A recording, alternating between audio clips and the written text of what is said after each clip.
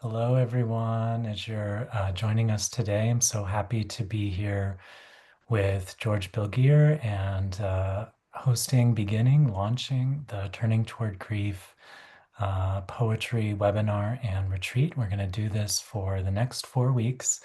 So we'll give folks a chance to sign on and get settled. I know there are a lot of you out there, and so if you feel moved to do so, please let us know where you're zooming in from. Let us know what the weather's like there. We always love to hear the weather. George and I were just talking about that.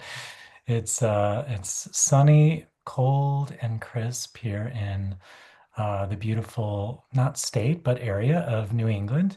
And George is coming to us from Ohio, Cleveland, Ohio today, where he says it's the same weather. So, welcome, George. We'll kind of just let everyone get settled, and then George and I are going to get started with our conversation today.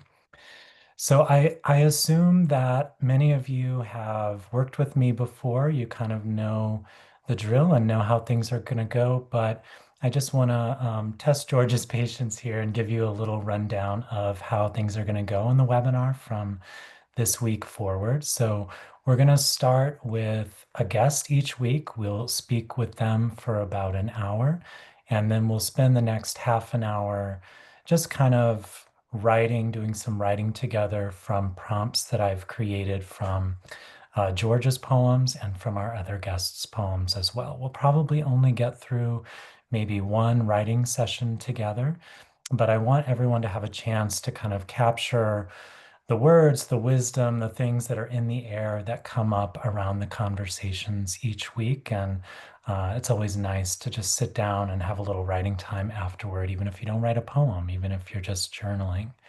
So I invite you all to share in that space with me. One other logistical note. I'll say on the very last day, November 7th, which is the day we will be meeting with Naomi Shihab Nye, there's going to be an extra hour added to the webinar, and I'll mention this in the emails, but we're going to have an hour so that folks can share some of what they've written during the retreat here and also just kind of have some final thoughts and takeaways, things that you're going to bring with you into your daily life afterwards. So, without further ado, I am going to welcome each and every one of you to this space that we're creating together. We're going to be talking about grief, but that doesn't mean that every conversation is going to be heavy. Woven with our conversation about grief is going to be gratitude, joy, delight, humor, everything that is tied in with explorations of sorrow as well. So I just want to put that out there.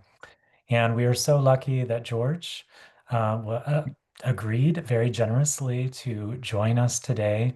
George, as most of you probably know, is the author of numerous books of poetry, including Blood Pages.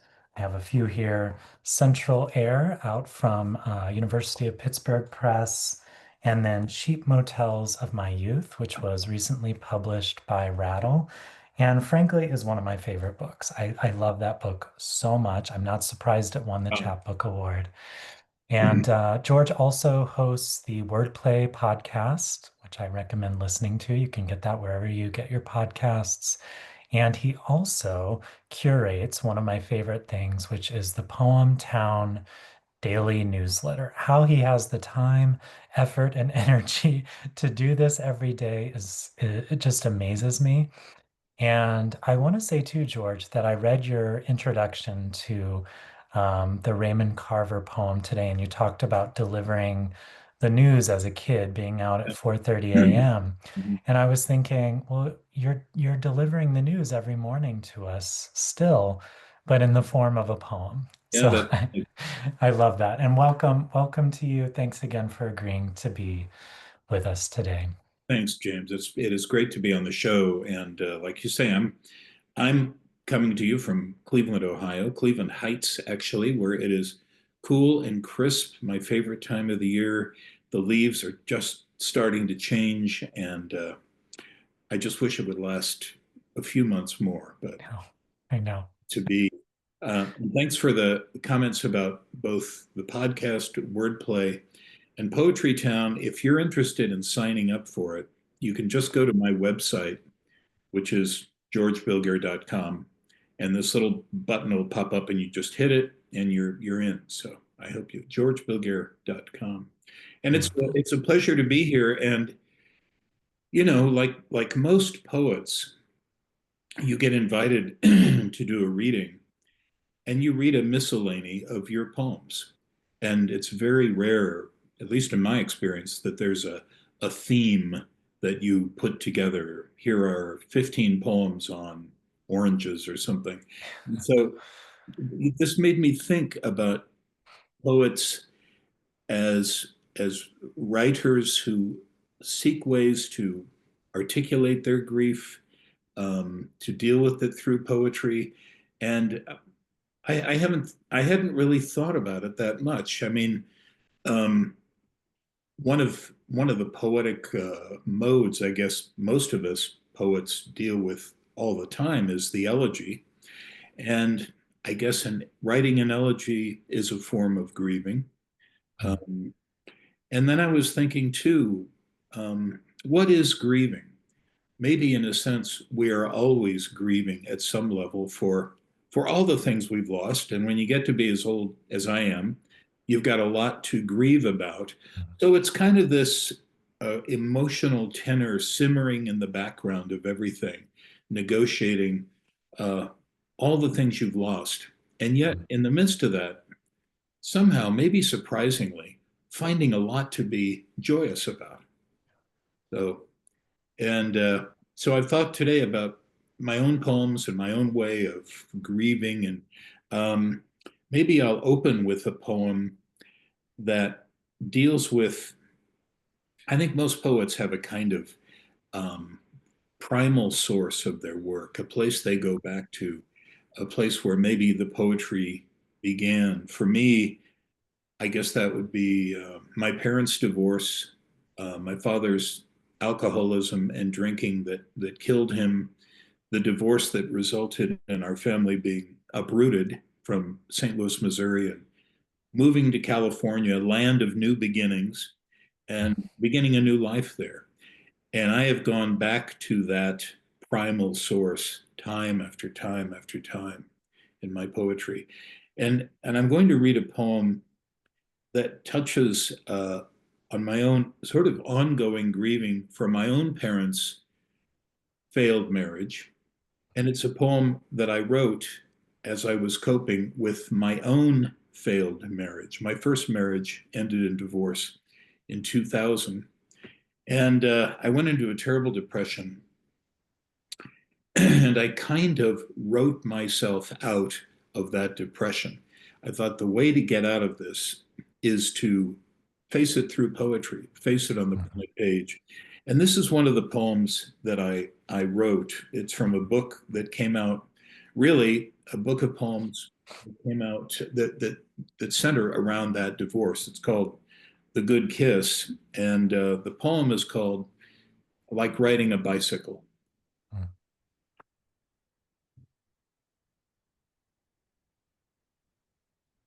I would like to write a poem about how my father taught me to ride a bicycle one soft twilight, a poem in which he was tired and I was scared, unable to disbelieve in gravity and believe in him as the fireflies were coming out and only enough light remained for one more run. His big hand at the small of my back, pulling away like the gantry at a missile launch. And this time, I wobbled into flight, caught a balance I would never lose, and pulled away from him as he eased, laughing, to a stop. A poem in which I said that even today, as I make some perilous adult launch, like pulling away from my wife into the fragile new balance of our life apart, I can still feel that steadying hand, still hear that strong voice telling me to embrace the sweet fall forward into the future's blue equilibrium. But of course, he was drunk that night, still wearing his white shirt and tie from the office, the air around us sick with scotch, and the challenge was keeping his own balance as he coaxed his bulk into a trot beside me in the hot night, sweat soaking his armpits, the eternal flame of his cigarette flaring as he gasped, and I fell again and again, entangled in my gleaming Schwinn, until he swore and stomped off into the house to continue working with my mother on their own divorce, their balance long gone, and the hard ground already rising up to smite them, while I stayed outside in the dark, still falling, until at last I wobbled into the frail, upright delight of feeling sorry for myself, riding alone down the neighborhood's black street like the lonely Western hero I still catch myself in the act of performing. And yet, having said all this, I must also say that this summer evening is very beautiful, and I am older than my father ever was as I coast the Pacific shoreline on my old bike, the gears clicking like years, the wind touching me for the first time, it seems, in a very long time, with soft urgency all over. Hmm. So, No, thank you for sharing that, George. That's such a beautiful place in which to begin because I love how you speak about that primal source of so many poets and the way we often revisit it. And it seems to me this poem is so much about excavation and, going deep into those layers, but then bringing it into the present. I think starting in a place of fantasy, and we all probably have the fantasy of, I wish my childhood might have been like this. I want to write a poem in which this happened. But as you say in the poem, such a huge turn. That's not what happened. He was drunk that night. And so reality sort of crashes in as we're falling with you. And then we're kind of led out into this redemptive present moment where you've become this survivor and wrote yourself out of that depression that happened after your own divorce. So there are just so many layers to this particular poem. I mean, well, thanks. And there's a whole genre of poems about learning to ride a bicycle. Somebody, I forget who it was, released an anthology of really? I kid you not. I'll find it, and that poem is in the anthology. Wow. But I noticed long ago that all bicycling poems tend to follow the same arc. I went out with my dad. It was hard at first. I got my balance, and then it'll say something like, "And my father learned the art of letting go." And it's a beautiful thought. It really is. It's Yeah, just that every poet has written it, and I thought maybe I won't have. In my case, that didn't happen. My right. father gave up on it before it ever happened. So, Yeah. Yeah. And it's like, taking it to a more interesting place in a way because it's like, well, what if you didn't have a father or didn't have a father who could do that or who was able to do that for you? And, what do you do then?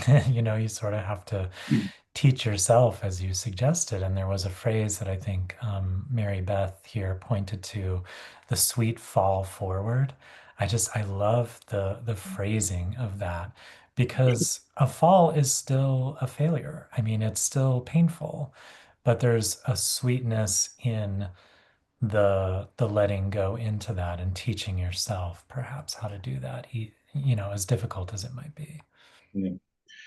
Well, in that summer of the divorce, when I devoted the whole summer to writing, and that was one of the poems I wrote, I was feeling that fall. Mm. I mean, I felt like I just made such a mess of everything, and that it was it was a time when I could really say, and I've heard other writers say this, but it never felt true of me. I felt I was writing to save my own life. Yes. That writing saved me, and it was a huge turning point in my career as a writer. I realized I've in that year I kind of found a voice, and I came to a deeper understanding of how important this craft of putting words together into poems is to me. Hmm. Yeah. And the other thing I noticed, George, and I just want to point this out to folks who are with us and watching and listening, I really appreciate and love the way that you elevate everyday language because there's still so much music and poetry in the words that you're using. And I'm thinking of the Schwinn again kind of rhyme that I heard in that poem, but it occurs over and over, especially when I hear you read your own work.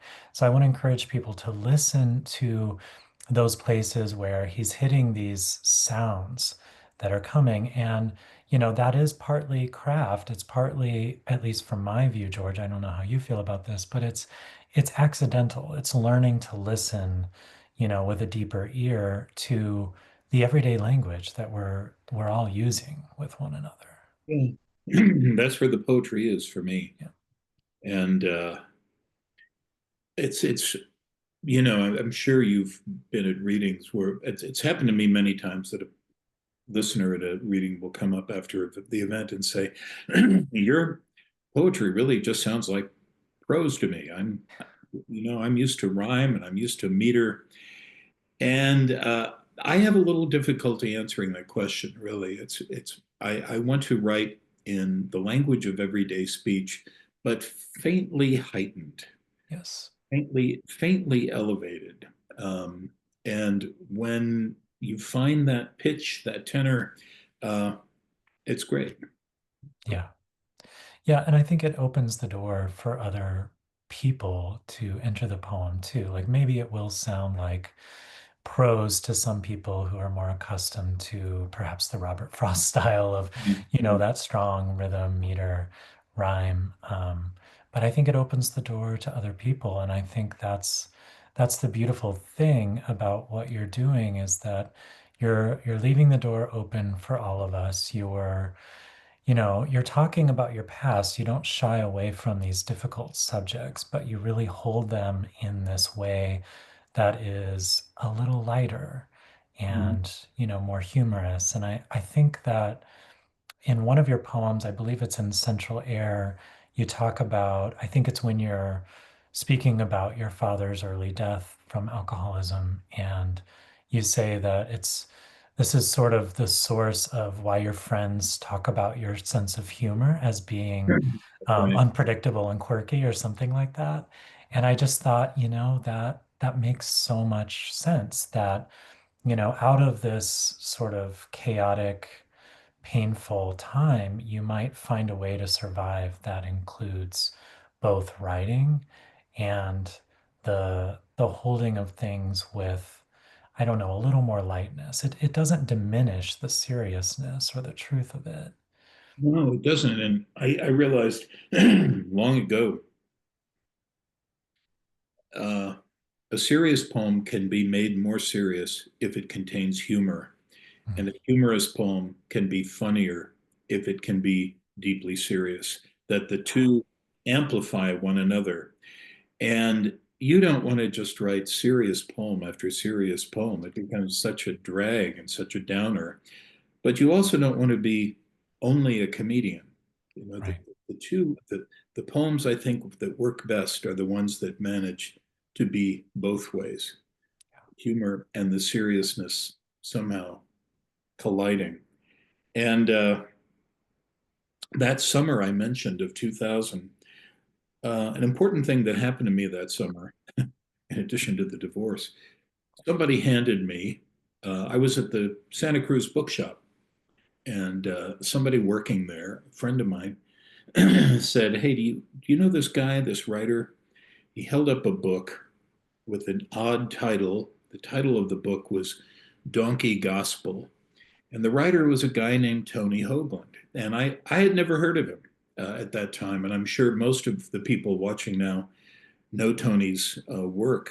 Um, and I read this book, and he did in the book just what you're talking about, James.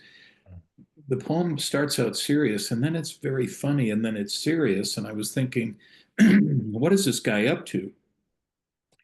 And I realized he was allowing both worlds into the poem, and that I am a pretty funny guy, but my poetry had almost always been very serious.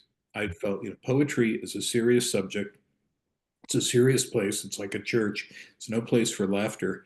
And Hoagland sort of gave me permission to be more of a smartass in a way. And he and I became friends. We corresponded, and then he came out to Cleveland a few times to read, and I read with him in Pittsburgh.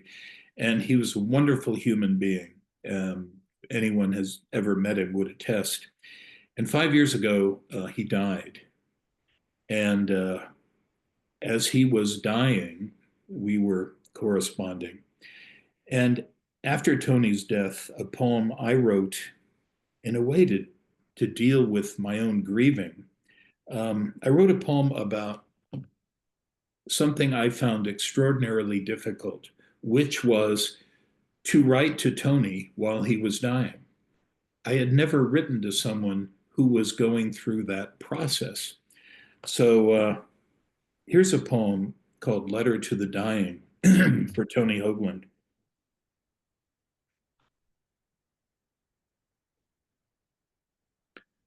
Letter to the Dying. I have to write a letter to my friend who is dying.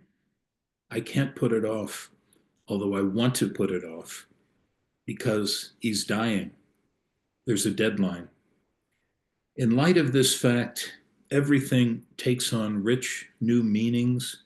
Putting it off, for instance, is for the living, those with the luxury of time.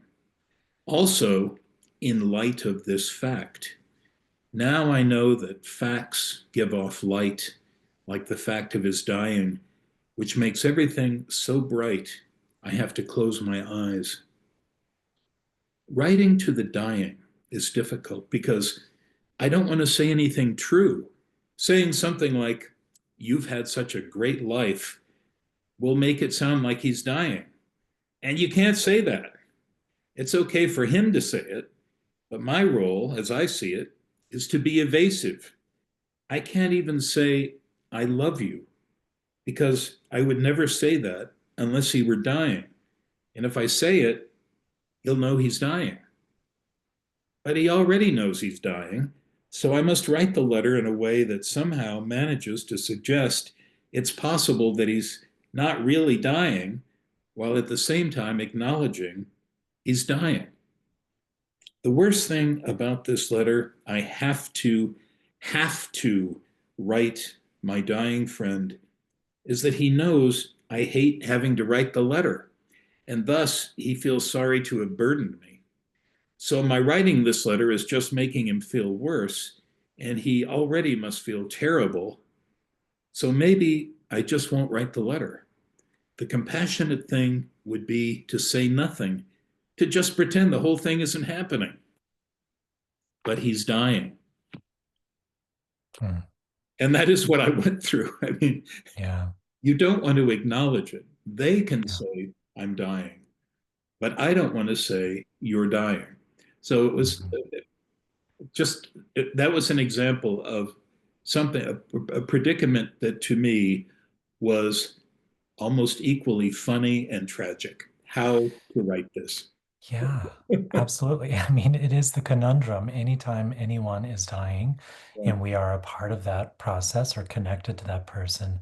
And I think anytime really someone is gone, then, I mean, writing to the family or writing to the spouse or it that poem captures the truth, the awkwardness, the circular thinking of like before you even pick up the phone to talk to someone who might be grieving, like, well, wait a minute, okay, I don't really know what to say. I don't want to say the word died or death or dying, right? I mean, that was one thing that about this poem that I think is so powerful actually is that we don't like to say the word dying, died. You know, we have all these euphemisms, passed away, passed on, in a better place, you know, things like that. And to actually use the word is truthful and powerful, and yet you don't want to use the word with the person who's dying, right? I So, mean, the poem, your role is to be evasive. right, right. I know you're dying, but it's possible you're not dying. That's So, right. yeah, that was really tricky. Um, Yeah. but there are other kinds of. I was again, your the theme of this program got me thinking about what is grieving, and there are different kinds of grieving, and a kind of grieving that late in life, I have had kids, and I never expected to. I met someone, the time was right, it was now or never, and it was the greatest decision I ever made in my life. And I have a 9-year-old and a 12-year-old now. But when you watch your kids grow up, there is a curious kind of grieving that you become aware of pretty quickly.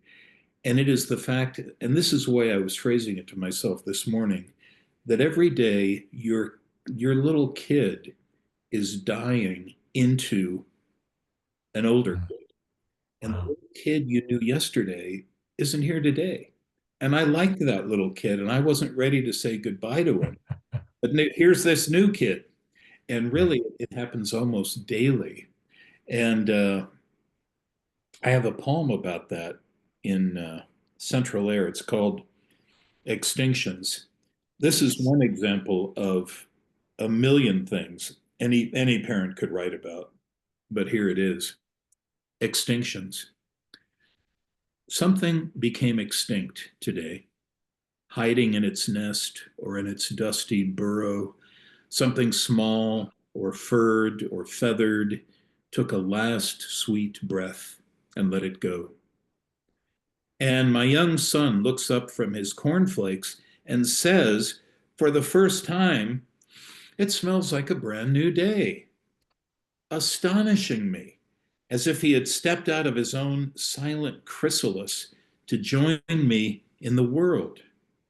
Welcome, I want to say.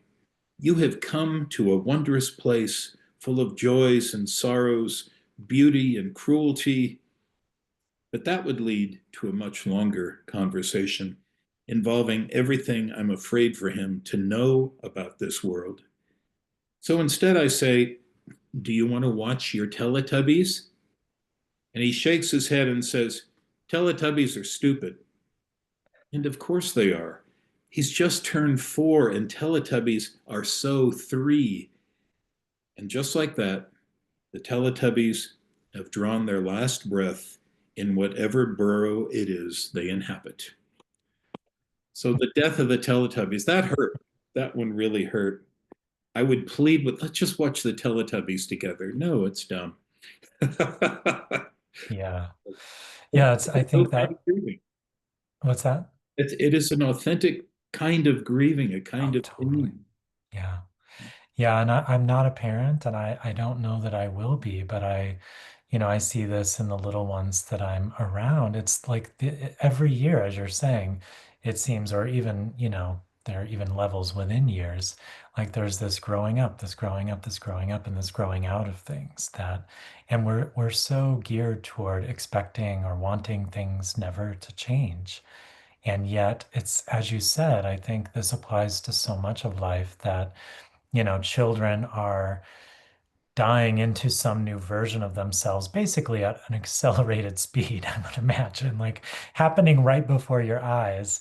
And then we are doing the same, especially as we get older, at a much slower pace. It's a little easier to kind of watch those phases happen.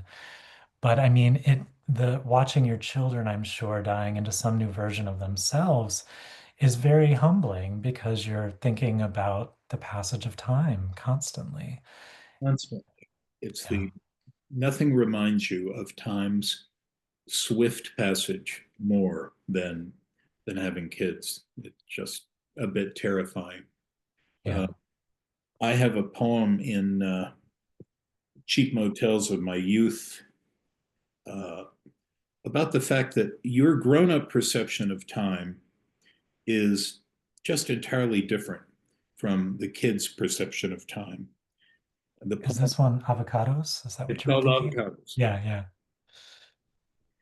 My son comes into the kitchen and asks if he can have an avocado. Avocado, he says, loving the weight of each green syllable on his tongue.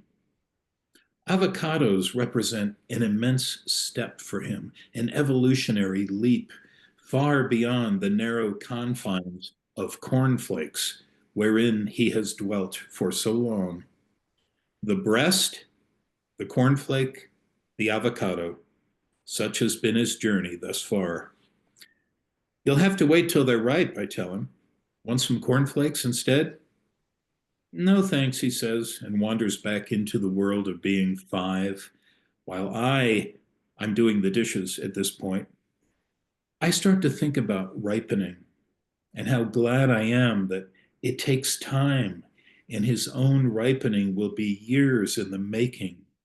Years, I say aloud, enjoying that long, luxurious syllable like a cat stretching out on my tongue. As Michael comes in again, it's been 5 minutes, and asks, "Are they ripe yet?" No, not quite yet, honey. Want some cornflakes in the meantime? That's okay, he says. I'll wait. So all that changes in time. Yeah. Hmm. Yeah, I love that idea. I mean, just the meditation on ripening, alone in that poem is so rich and our own, awareness of how long it takes for certain things to ripen. And avocados are one of those things where at least where I live, probably where you live too, you have to get them and then wait for a while and then Wait. catch them at that perfect point and slip them in the fridge so they don't go bad. And, it's this constant sort of watching, waiting. And then the child's version is like, well, it could happen in a minute or it could happen in 5 minutes, right? And there is that shrinking and expanding of time, that different sense of time. And I love how you talk about how he draws out the word avocado, the green syllables of it, and then you draw out the word years Yeah. with its single, luxurious, purr-like Mhm. syllable, right? Alas. Um, I love that attention to the language. Thank you, James. Uh, Yeah, absolutely. I, I write a lot about my father, but again, thinking about grieving, I was only 9 when my father died, Mm, and I'm not aware of. My parents had been separated for a long time. That didn't hit me very hard, to be honest.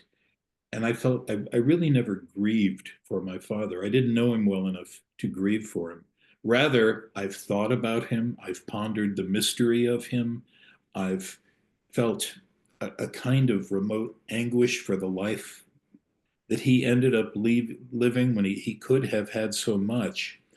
Um, so in this poem, this poem, you mentioned when I read the bicycling poem, you said we tend to fantasize about having an ideal childhood, maybe the right. childhood we didn't have. I like to think when I knew my father and mother as a couple together, their lives were falling apart. My father's drinking was out of control. His business, car dealership, was failing. The marriage was collapsing. It was chaos. But I often I look at old photographs and I think about old stories and anecdotes. I think about who they were before the kids came along, and they must have been happy at one time. After all, they Mm, got married. And here's a poem in which I go back to a life I never knew, but can only imagine. The poem is called Salad. It is a summer evening in 1948. My mother and father are in the backyard of the little duplex they've rented. Summer evening in St. Louis. I have yet to exist, but nonetheless, I know that two hamburgers are on the grill and the beer is cold in the humid dusk. A dog barks next door. My father turns the burgers. My mother goes in to set the table for two and make a salad. There's more beer in the fridge. They don't even have a TV. Nobody does. In the kitchen, that does not include me, the burgers are great, and my father says something that makes my mother laugh so hard that I can hear her in my backyard tonight in Cleveland, where thanks to them, I exist at the grill, a beer in my hand, a dog barking, my wife in the kitchen making a salad. Mm. It's so simple, but Yeah. I love that ending so much. And I love the collapse of time. I mean, I think you often do this in your poems in a very masterful way, bringing it back to the present or, going back into the past very seamlessly. Um, because I think again, it allows us to do the same. It gives us permission to visit those same primal sources. And I can imagine that you're even thinking and envisioning beyond that primal source of what you knew and the sort of painful stuff that often becomes, the lore or the stories. Those are the things that always tend to stand out because we're human, right?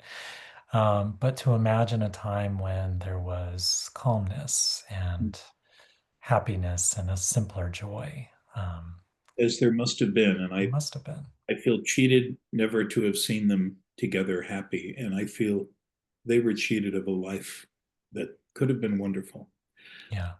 But it becomes what I write about, trying to Yes. trying to make sense of that, trying to come to terms with my own ongoing grieving. And I've always wondered about, I wonder how you feel about this word, because I've never quite understood it. The word closure. Hmm. Talk about, I need to get closure. I never get it. No. I don't get no closure. I mean, That's a poem. the pain diminishes, but it Yes. becomes part of you and part of your reality. And to say you get closure, that sounds kind of brutal. Like, okay, Yes. I'm done with you. I felt bad about your death for a while, but now I'm fine. No, it's not a word that's in my vocabulary. It's as you move away in time. Well, this is a strange thing um, that I've thought about before. As time goes by, human technology, there is this thing called the Big Bang, the beginning of the universe. That may have happened. And as we move away in time from the Big Bang and in distance from it, we get farther and farther away from it, but we develop marvelous new instruments, enormous telescopes that let us see it more clearly the farther we get Mm. away from it. And I think that's true of memories too, in a way. I feel like my memory of my childhood, my parents' trauma, my own difficulties, my own happiness, I feel those in a curious way. I see all that more clearly or maybe more powerfully. I don't know how accurate it is than I did in the past, you know? Yeah. Um, and I know I will never stop writing about Mm. those early days that produced me. Um, because my relationship to that time is always changing as I get. Yes. And when I was young, I was very angry at my Mm. father for abandoning us, for blowing everything up. Oh, now I have forgiven him. I feel love for a man I really never knew. Mm. So everything has changed with time. Yeah. Yeah, I'm so glad you're bringing this up, George. Someone just asked in the Q&A if we would talk more about the idea of time collapsing, and I think you really touched on it that, at least from my experience, both my parents died fairly young. My father died when he was only 43, so he was very young. I was pretty young.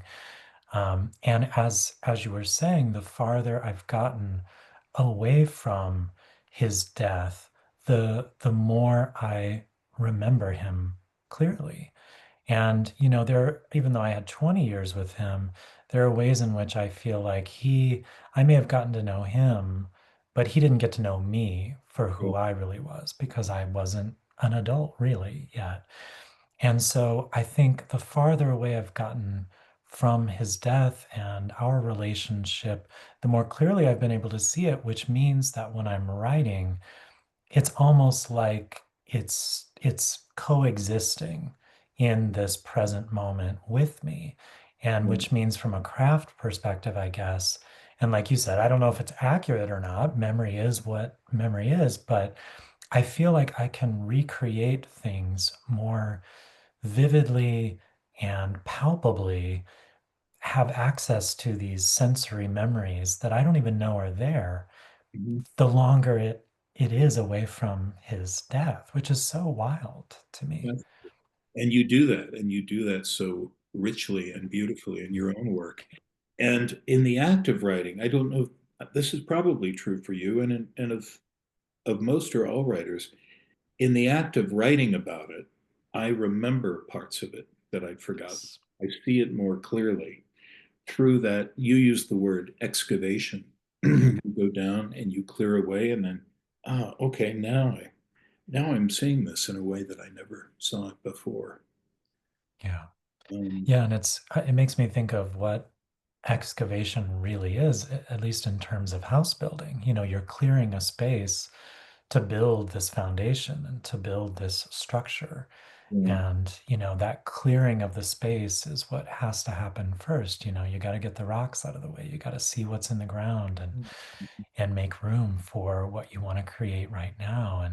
And I love that you are meditating on closure too, because I agree. It sounds like you're closing the door on something. It sounds like you're pretending it's not there, actually, when you say the word closure.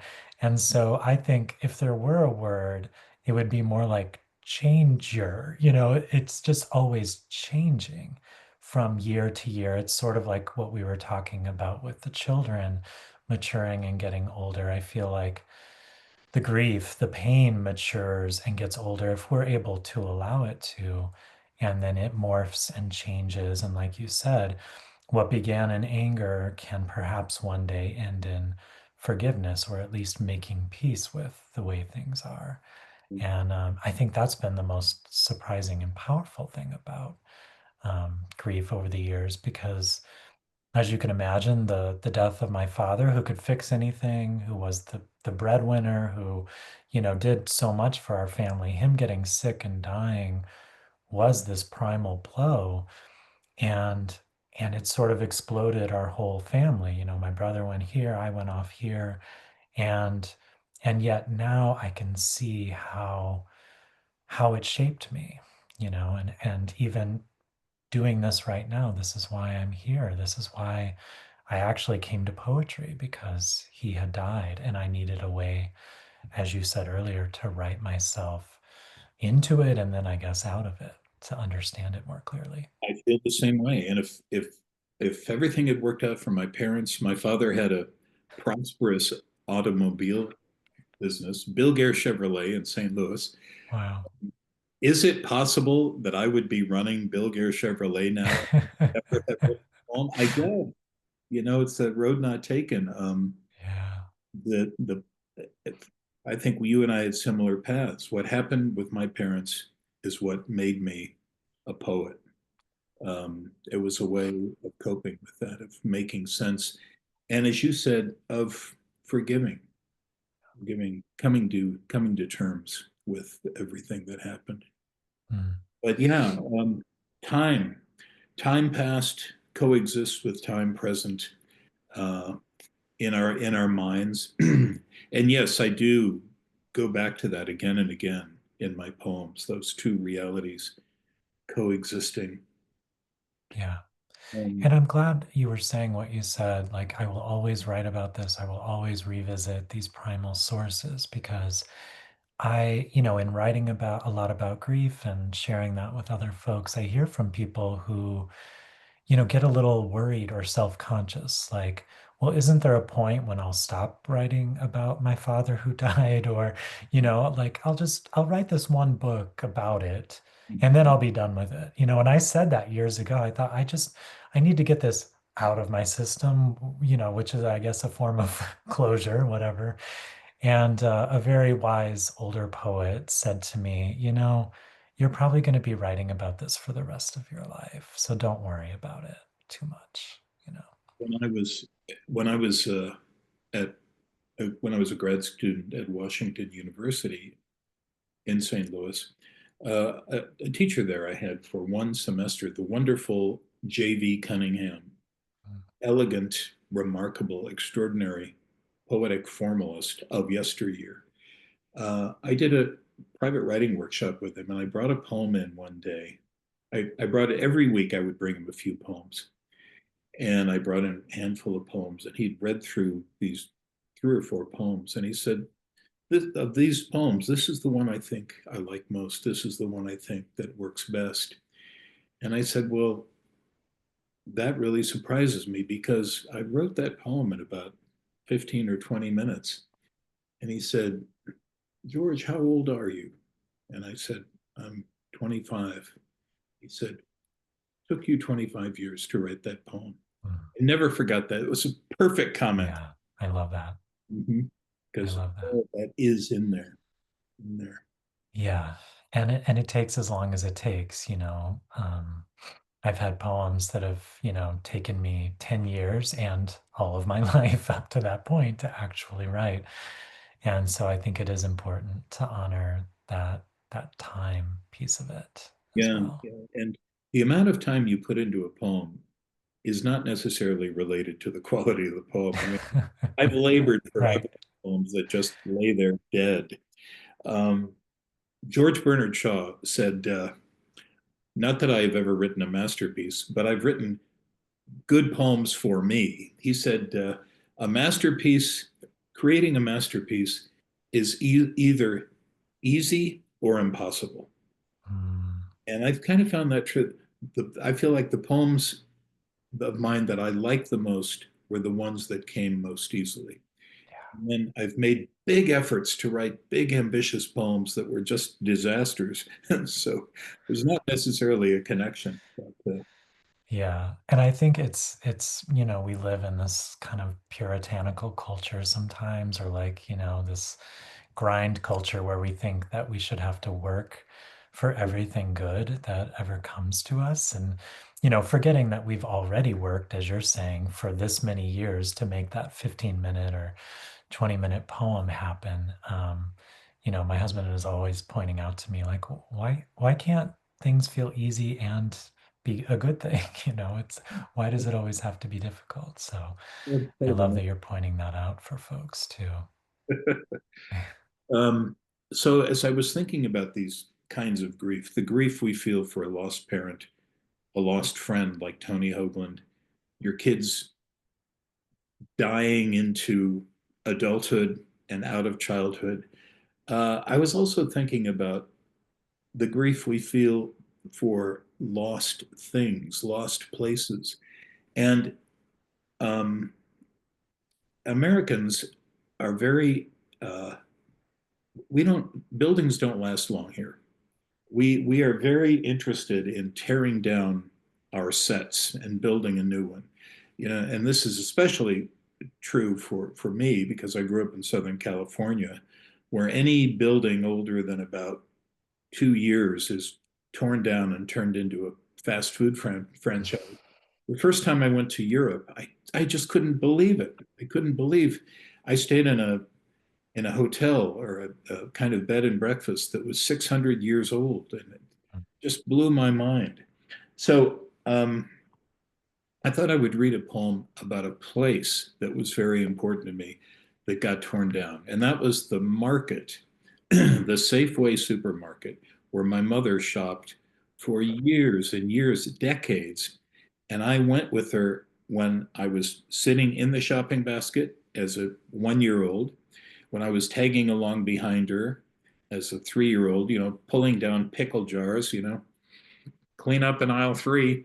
Um, to when I was a young man and dating someone who worked at the Safeway. So this is an elegy. I am still grieving for this Safeway, believe me. This is an elegy for that Safeway,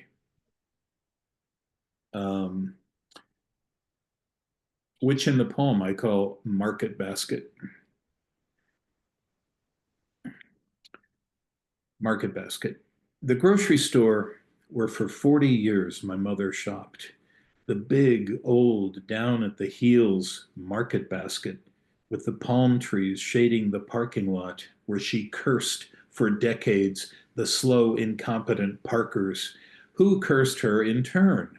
The market basket whose wide linoleum aisles she plied with so many barges, groaning with Cheerios and pork chops and milk, rice-a-roni and hamburger helper, Band-Aids and Kool-Aid and Gallo wine, that cool, dim cave where my friends were bag boys and stock boys, and the first girl I ever dated was a cashier I took out after her night shift into the parking lot, liberating her from that crisp white market basket blouse in the front seat of my mother's Oldsmobile on summer nights that smelled of lilac. Dear God, that very market basket demolished in a single day by demented backhoes and all its meats and pickles gone, along with the freezer aisle, so cool on blazing afternoons in July, and the racks of Milky Ways and Mars bars gone, the bright red Coke machine gone, and the ancient Palomino rocking horse next to the entrance, where for a nickel the children of our town galloped through their childhood, has galloped away. Mm, Slightly lighter note, but I grieve over those things because yeah, that's that those are the sights of your childhood. absolutely. Yeah, I mean, I don't know if you remember Schnucks markets in Yes, St. I do. Louis. Yes, Yeah. there was a Schnucks market where I grew up in Missouri, and it's where we always shopped. It's very similar to what you were describing there, and it's been since, torn down, turned into something else. And every time I would drive by, it's just like this pull on your heart, like this place that was the place, the source of food and so many scenes of family life and childhood. And Yeah. I'm sure there was a horse there too. I don't A remember rocket ship. specific. Yeah, probably Yeah. a rocket ship. Yeah, yeah. Yeah, But I we love that elegy for a place. I think we all have that connection to places. Yeah, I sometimes feel that as I travel around, a team is following me, tearing down the sets of the last place I lived. And it's, again, a place like California that is changing constantly. Right. I'm always half afraid to go back, that everything will have been obliterated. Yeah. Here's a poem for my mother who had a living will. And if you are, you know, the designated person in charge of what is going to happen with that living will, that's a tremendous responsibility. Mm. And here's a poem from my mother called Living Will. When the doctor called at 3 a.m. to tell me that only a ventilator could keep my mother alive at that point, I stood shivering in the dark kitchen, thinking about that word, ventilator. I envisioned a dark shaft of some sort in an old office building from the 50s when my mother was a young woman. Then I imagined being in that shaft, somehow hidden away behind a grill while an important meeting was going on in a paneled room full of big shots scribbling things on yellow legal pads. Millions of dollars were at stake.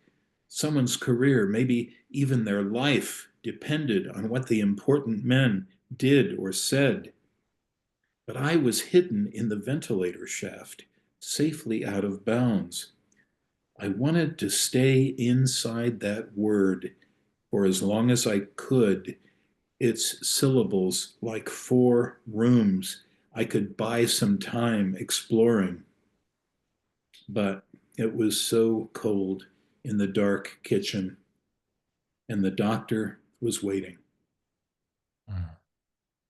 So Wow. you get a call and you have to say thumbs up or thumbs down. And, Right. and you have to do it, and you have to do it right then. And it's, Mm. wow. Yeah. And the way you, again, we're talking about time, but the way you stretch out that Yeah. pregnant moment for all of us just by focusing as a poet probably would on the word ventilator, one of those many syllable, very rich words, and take this imaginative leap. Like we all have probably taken some version of those leaps just Mhm. to escape the harsh reality of the Give me moment. one more second. Yeah. And Yes. the third thought passing my mind, like, doctor, before I make that decision, let's talk about that word ventilator, maybe Yeah. for 5 minutes. And then Right. I'll say, All right. another moment where the comic and the tragic Mm. collide. Uh, Yeah. Yeah, and you do that so beautifully in your work. And I think you're absolutely right, George, when you were saying that, a comic poem with that touch of seriousness and tragedy and, a more serious poem that blends comedy. These are the poems that are our lives. I mean, our lives are tragic and comic every single day. I mean, it's almost too much nowadays, the tragedy and the comedy that are it is, blending. it beggars the imagination.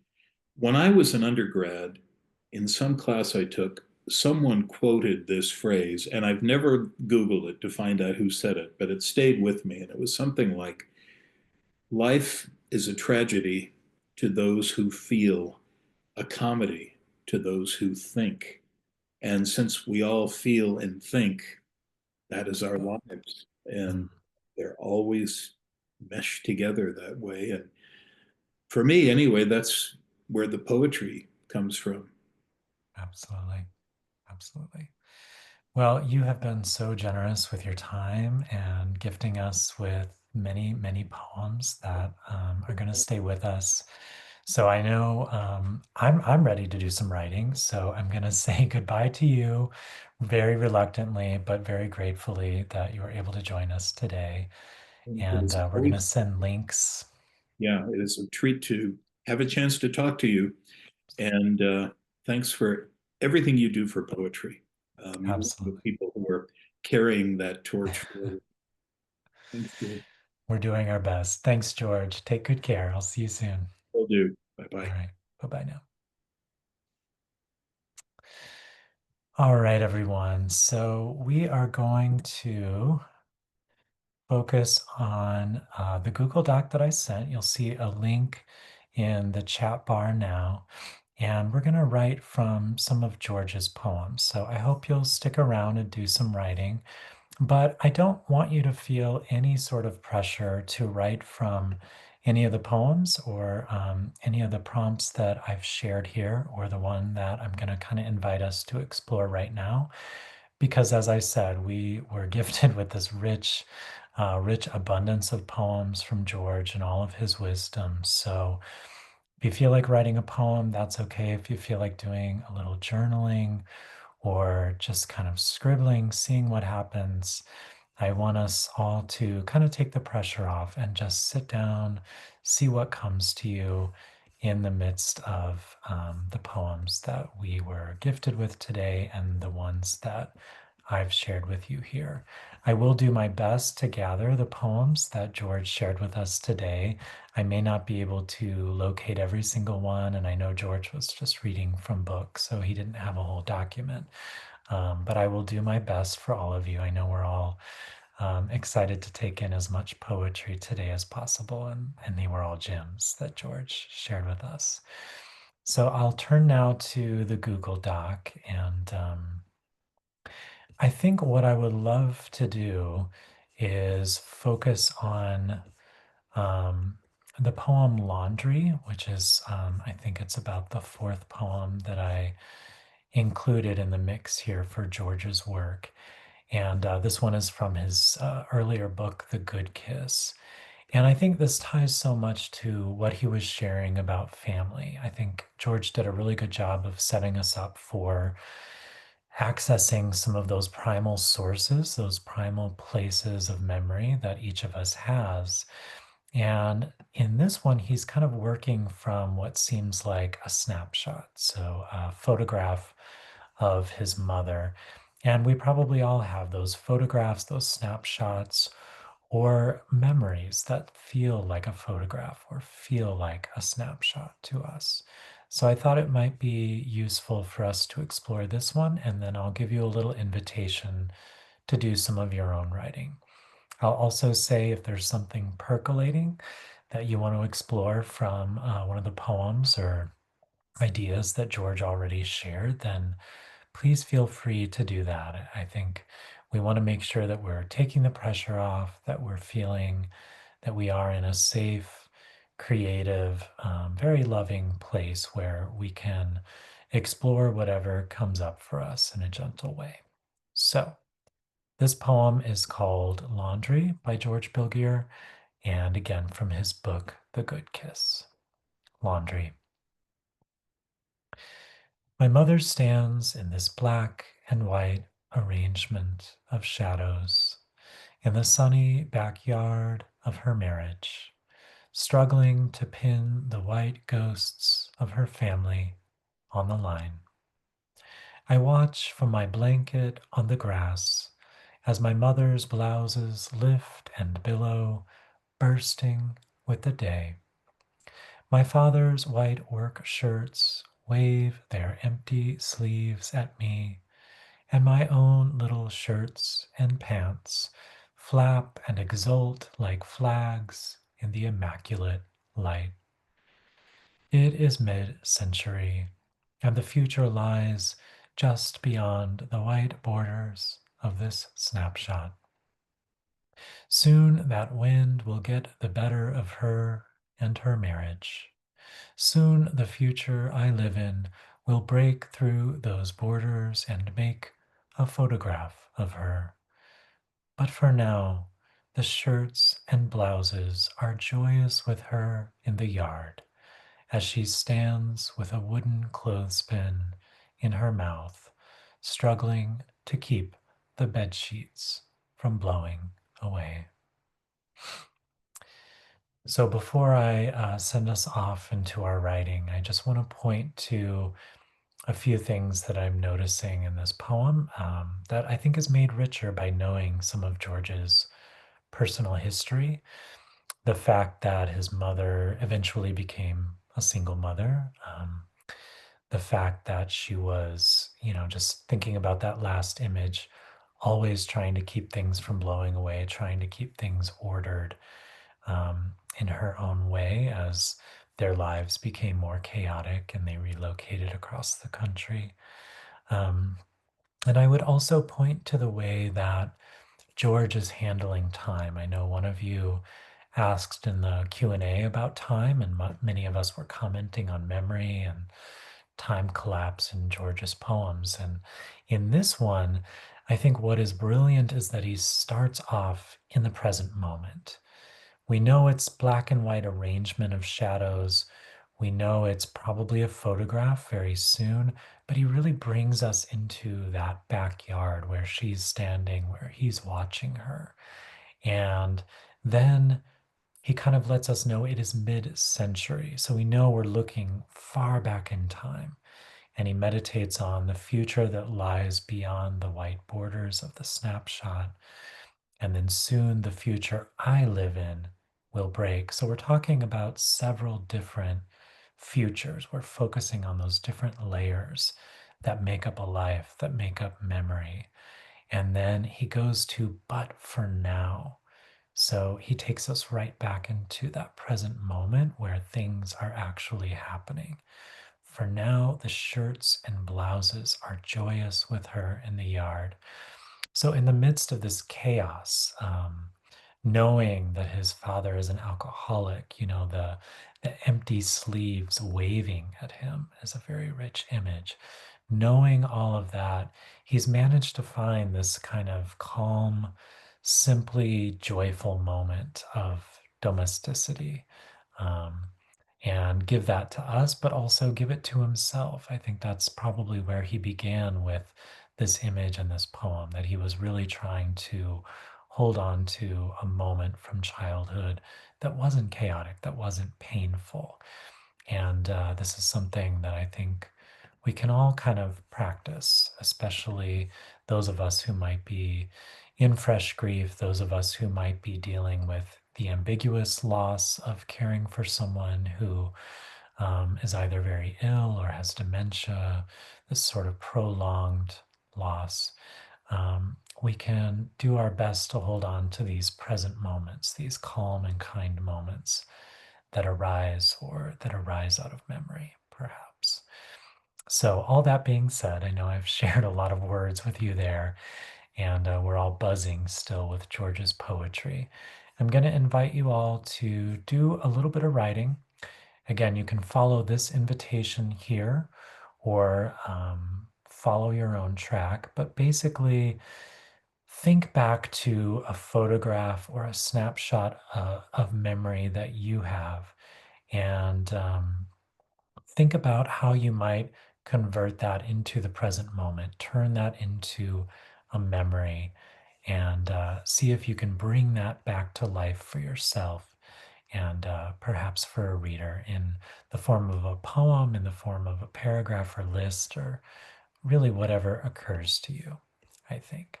I'll try and put this poem up on the screen so that you can all see that and just see where the writing takes you. This is not a right or wrong prospect, and I want to take the pressure off. So just open up that door, see where the writing takes you, and we'll do that for about 15 minutes, and then come back at the end and kind of regroup and get set up for next time. All right, everyone. Good luck with the writing.